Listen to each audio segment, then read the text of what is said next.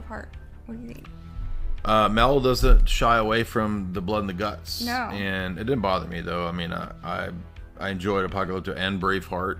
It had been years since I'd seen either one of these, and I really thought both of them were masterpieces. I was impressed. They hold up. This is one of those movies that's so rare because it just grabs your attention and it transports you into another place, and you feel like you have actually been through this experience. Yes, it's called Mexico. It's called Tijuana, right? Yes, it's called the lovely Mayan Empire. But no, seriously, like you feel like you've been through something after you watch this. It's a journey. It's an adventure.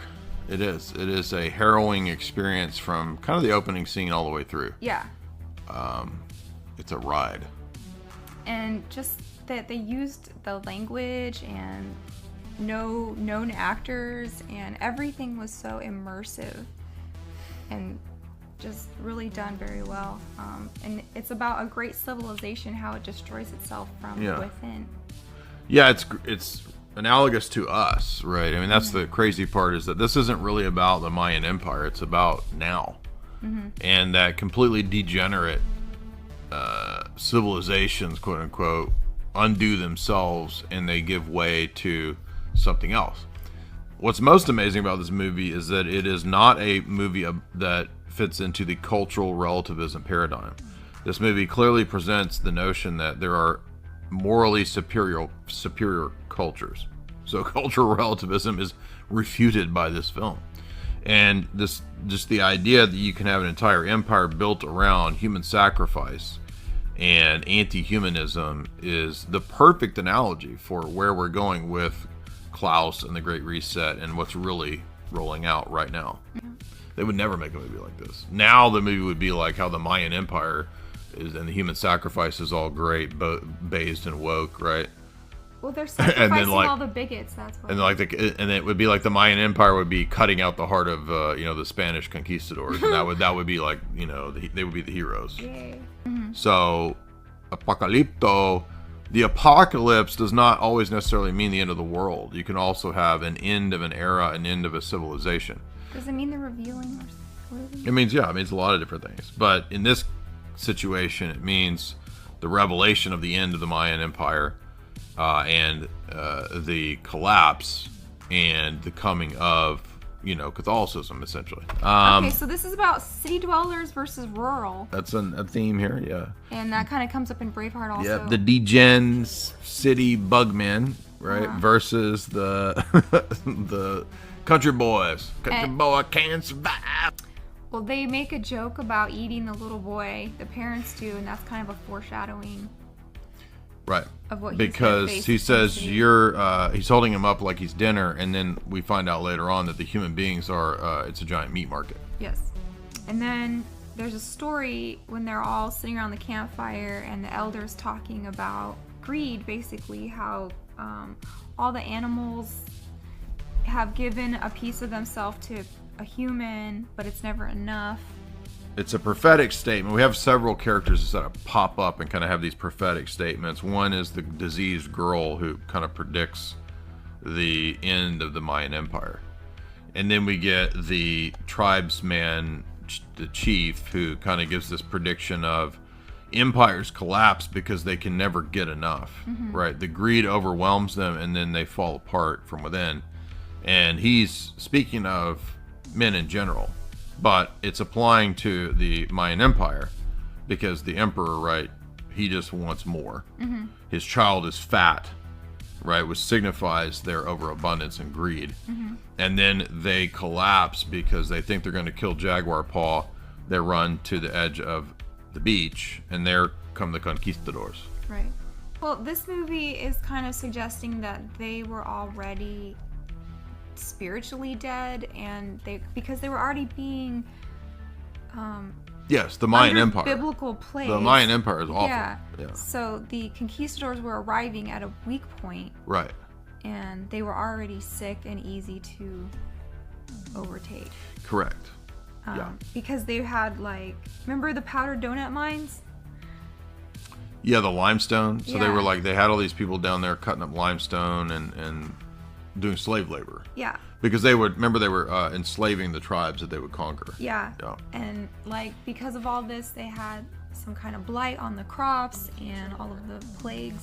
I was just thinking about the contrast between the jungle and the farmland, and then the actual city itself. The degenerate city life. Yeah. The Mayan bugmen. And so they're coming out of this pristine way of living where they're in balance with nature, if you want to call it that. They're hunting, gathering, living off the land. This is true. Yeah, country boy can't survive. Right. And this is actually how he beats the city people. Yeah. Because he knows the forest. He says, this is my forest. I've hunted it with my father, and my son will hunt it after me.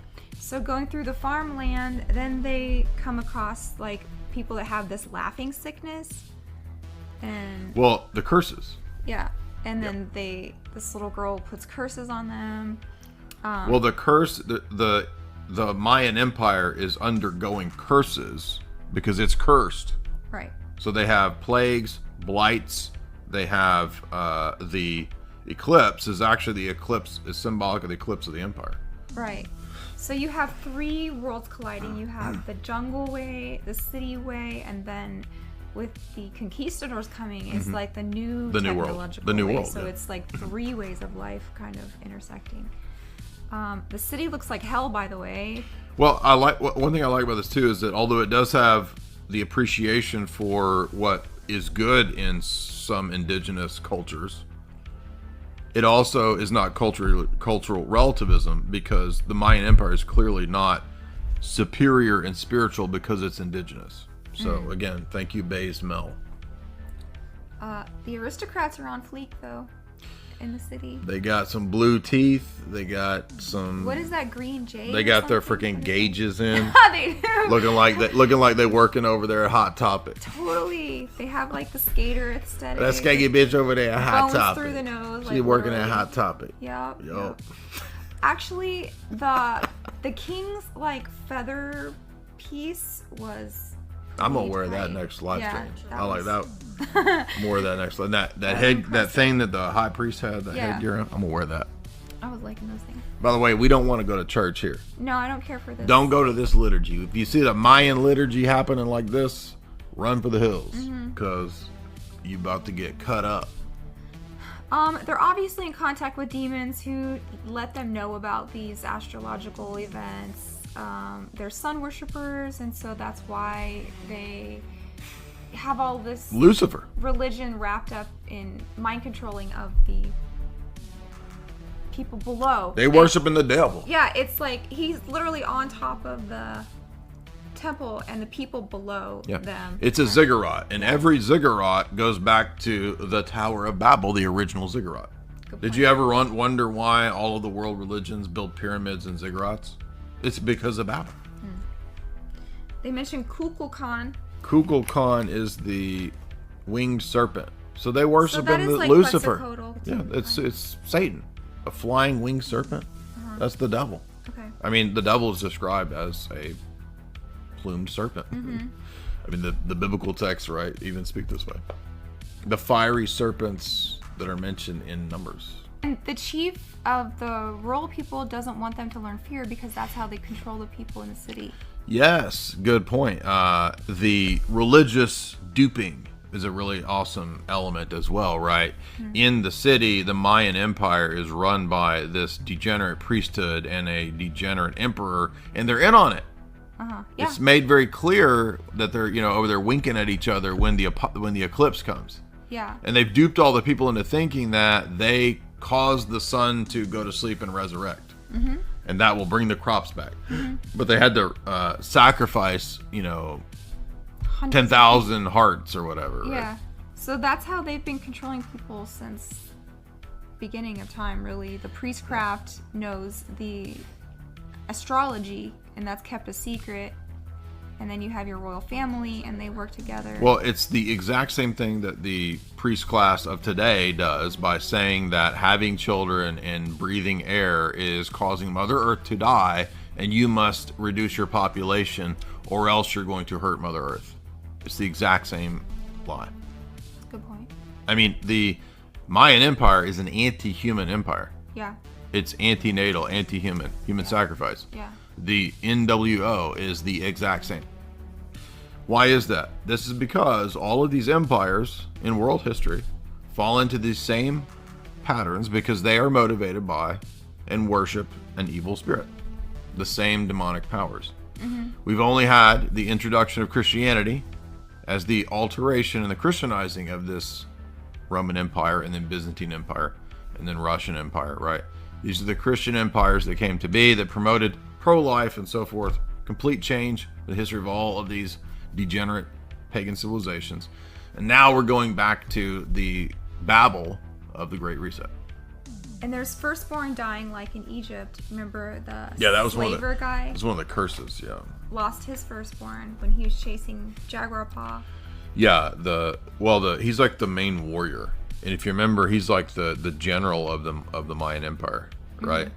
And there's one part where a tree falls and he says, I am walking here, right? Like he's a god. Yeah. And so they have this delusion that they're basically gods on earth, right? Him and the emperor, right? And then just like we see with Pharaoh, he loses his firstborn because he's a killer of firstborn. Yeah, there's a lot of Exodus themes here, right? Just like in Exodus you have the plagues that come upon Egypt.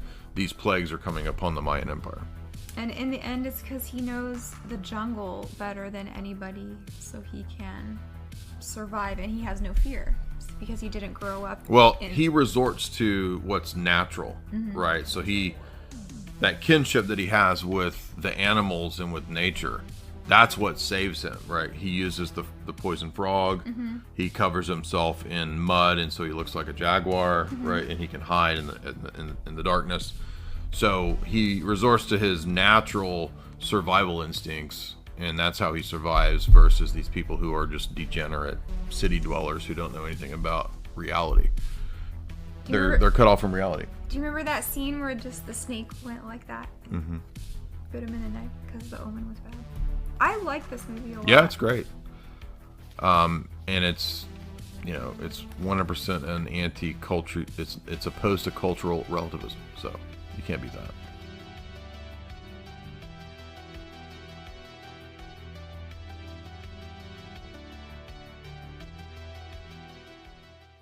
When they're captured, one of the ladies prays to the goddess Ixchil. Ixchil? Yes. This is interesting because she's basically, in a lot of comparative religion, the same as Tonantzin. So Tonantzin and Ixchil or whatever are basically the Mayan version of the goddess. And it's interesting because Our Lady Guadalupe, which is the Virgin of Guadalupe, the so-called Roman Catholic Marian apparition that appeared, as I understand it, the temple there ended up, I think it got raised over, but that's also where there's like a giant Virgin of Guadalupe cathedral. Does that make sense? So I'm not sure what to make of that. I mean, obviously I'm not Roman Catholic, so I don't necessarily say that it's legitimate. But it is interesting that it seems to be a kind of syncretism to me, because I'm reading this article from the Yucatan Times. It's really good, on Tonantzin, and it says, every December 12th in Mexico, the Virgin of Guadalupe is celebrated, a festivity that, according to legend, in 1531, the Virgin appeared to Juan Diego on Tepeyac Hill in Mexico. In this meeting, believed by millions of Catholics, the Virgin asked Juan Diego to go to the Archbishop and to build a temple on the top of the hill. The friar didn't believe the words and asked for proof. Upon recording the encounter, the Virgin orders him to take roses on his tilma, which is an indigenous garment. When Juan Diego unrolled his garment, he let go of the flowers in front of the friar, and a miracle happened. The Virgin of Guadalupe miraculously imprinted roses on the clothes. So for 500 years, the Basilica of the Guadalupe has been there, which every Mexican knows since childhood. But prior to the Spanish conquest, there was a temple there that was built to the goddess Tonantzin, attended by settlers from all over the Anahuac Empire. The Federation of the Tribes this is the name of their empire. The stories collected by the Spanish friars give this account. So this is from the conquistadors' friars that they brought. The Mexicans and the Nahua people believed that at the top of the hill, the mother goddess would appear. The natives revered the goddess. According to testimony, she appeared as a young girl in a robe and would reveal secrets to the persons that she appeared to. So the friars said that in the text, the mountain is called Tepeyac, and they built a temple dedicated to the goddess or the mother of the gods. They called her Tonantzin, and they made sacrifices to her. So I don't buy this Roman Catholic argument like Roman Catholics like to do, which is basically syncretism, that, oh, well, that's just Mary. Really? Tonantzin is the snake woman, so that's not Mary. But then they'll say, oh, well, that was a demon, but Mary appeared and got rid of the demon. Okay, whatever. Well, but Mary's not associated with jaguars and snakes and all kinds of rainbows and like these I mean, it's are. obviously a kind of like syncretism. Yeah. Right? Because for a lot of these indigenous people, like a lot of these, like it's just like Santa Muerte, right? Saint Death. That's not anything to do with the Christian religion, right? This is more like Candomblé. Right? Yeah. Santeria. Yeah. So I don't see a big difference between Santeria and what I see with Tonantzin and Virgin of Guadalupe in Mexico. Now, it's great that the Spanish got them to stop sacrificing human beings, but that doesn't I'm not going to be a Roman Catholic because, oh, well, the Roman Catholics, they think this is an argument. Like, they're like, well, Virgin of Guadalupe, that proves Roman Catholicism. No, it doesn't. It proves syncretism to me. So, I mean, it's great that they got her to the Mexicans to stop sacrificing humans, right? Yeah. But that doesn't prove that it's the Virgin Mary. It could be the Spanish conquistadors are like, all right, you're gonna stop worship. You're just gonna stop killing humans. Yeah. I mean, it's conquistadors and soldiers coming. The ancient Mexican stories of Tonantzin before the Spaniards arrived. Supposedly, there would be a lament of a woman heard at the lake of Texcoco, and she would say, "My children, you are the beloved children of Anahuac. Your destruction is near." The priest thought that it was the goddess Chehuacotl who prophesied the destruction of the Anahuac people. Shortly after the Mexican people defeat, the Spanish destroyed the temple, the Templo Mayor, to Tonantzin in Mexico City, and the lament of the goddess was heard, crying for her dwelling, which had been defiled by the Spanish invaders. This gave way to the legend of La Llorona, which is a horror movie. There's two parts to the La Llorona. I've not seen this horror movie, but I think one of them is pretty popular. Is that the name of her? Sometimes you said they turned her into Mary. It's called The Legend of La Llorona, okay, which is the story of the goddess weeping for her temple being destroyed by the Spanish. So, again, to me, it's obvious that the Spanish, knowing how to manipulate the indigenous people to believe in Catholicism, they just Catholicized the indigenous religion, which is what Santeria and Candomblé and all that is. I'm not saying that, by the way, that makes the Spanish inherently evil, because this is better than the human sacrifice religion. And it gets even crazier. So then we come to the Spanish Virgin of Guadalupe. In the 14th century, in the province of Spain, Cáceres, on the banks of the Guadalupe River, which is a word of Moor and Latin origin, meaning the river of wolves, a legend was developed which tells of the shepherd Cordero, who found a brown statue of the Virgin Mary, who is said to have worked miracles in the region. Years later, during the conquest of America, it was designated by Spain's Catholic kings as the protector of the Indians in the New World. Hernan Cortes, the conqueror of Tenochtitlan, carried the standard of the Virgin of Extremadura, of which he was a faithful devotee, since he came from the Guadalupan region. Mexican historian Edmundo Gorman warns in some of his notes that by the year 1530, Franciscan friars built a hermitage dedicated to the Spanish Virgin, trying to replace a pagan rite with a Catholic one. That's what I'm getting at, exactly. The image of the Virgin of Guadalupe is thus this miraculous supposed legend captured on the garment of Juan Diego, but it takes on more of an objective vision when the symbols manifested in the image are analyzed, since the Virgin of Guadalupe image contains elements of pre-Hispanic ideas mixed with Catholic symbols. It includes rhetorics such as the La Flor y la Canto, which is one of the philosophies of the Aztec world. Interesting.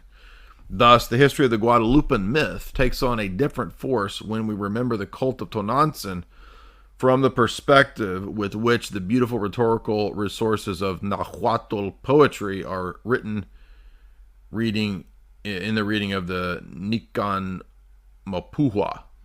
I don't know what any of this is, but point is that it's syncretism is what we're trying to say. Yeah. The core of the story lies in the fact that the deep religious feeling that has continued for 500 plus years that brings millions of people to the Basilica of Tepeyac to ask favors of the Virgin is really the same practice of the Mexican people that they would do for Tonantzin. The fidelity to the Virgin cult enriches and provides the spiritual people. So this is not a hater article, by the way. Mexicans embrace this syncretism as part of the old world meeting the new world. So this article of this guy who's promoting it is admitting that it's syncretism. Well, and this is not the way to go about converting people, right? This is what like when Michael Lofton says that Pachamama is the Virgin Mary. No, Pachamama is a demon. Virgin Mary is not a demon. The snake woman Tonantzin is a demon. Okay, Teotocos is not a demon. So you can't blend the symbols, dummy. Do you remember in like 2010, 2011 when the Mayan calendar was having its moment in the conspiracy? Which was a stupid psyop, but yeah. Yeah. It's mentioned by Robert Anton Wilson and Terrence McKenna. Oh, okay. And they're more or less psyop operatives. Uh-huh. Yeah, so everyone thought that the world was going to end in December 21st, 2012. Or that we would be saved by the Galactic Federation. Only people who are complete retards believe that. Yeah. I didn't believe that. I always thought that was obviously retarded. I didn't believe that. But Apocalyptico was 2006. So this is actually many years. This is 6 years prior to the Mayan 2012 calendar bullshit. I'm just making a joke about the Mayan calendar. Yes, it is joke worthy. Absolutely. It had a moment. No, 2012 was not any kind of end of the world. I'm sorry, it's not. It was nothing. It was just the year 2012. It had nothing to do with Mayans. Nothing burger.